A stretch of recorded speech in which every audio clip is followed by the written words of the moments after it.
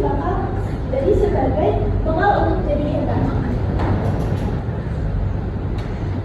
Nah, ini buku Raising Nilai dari Meisha Sawa, buku pertamanya yaitu di tahun 2022.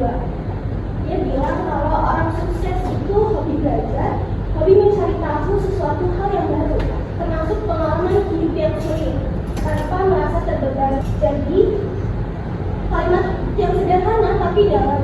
Nah, di sini aku sadar bahwa ternyata belajar itu bukan sebagai hukuman, tapi suatu kebiasaan orang-orang hebat untuk belajar.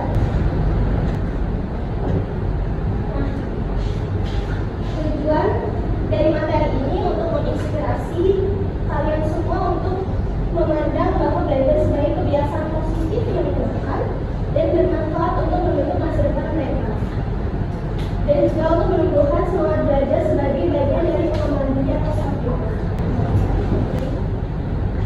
Nah, di poin pertama ada belajar bukan sekedar nilai.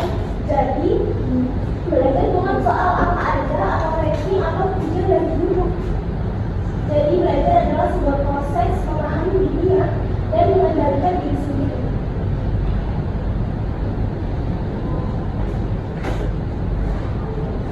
Bisa dilihat di sini contohnya, saat kita belajar tentang lingkungan, kita jadi tahu cara menjaga bumi, atau mulai dari kita menghemat air, berulang, dan juga tidak membuang sampah sembarangan.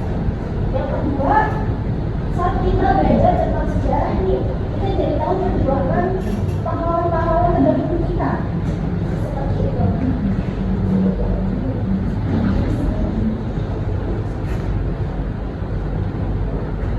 Nah, menurut UNESCO 2022, pendidikan yang baik bukan hanya soal akademik, tapi juga membentuk karakter dan nilai kemanusiaan. Belajar bukan sebagai hafalan atau kita mengingat aja ya teman-teman, jadi proses menjadi manusia yang lebih bijak.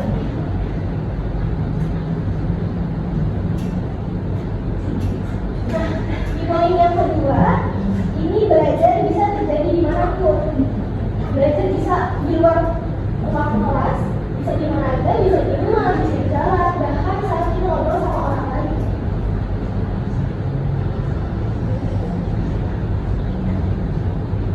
Contohnya kita belajar sabar saat menghadapi sesuatu, terus juga kita belajar meminta maaf saat kita berbuat kesalahan. Jadi kita harus berani untuk minta maaf kalau kita salah. Nah, yang ketiga kita belajar memahami orang lain. Misal ada teman kita yang curhat, jadi kita bisa memahami teman kita.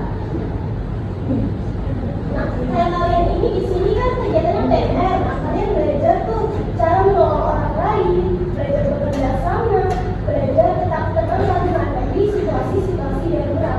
Nah, itu semua kan bukan hanya belajar dari buku aja ya, tapi juga kalian belajar pengalaman langsung dan terjun langsung.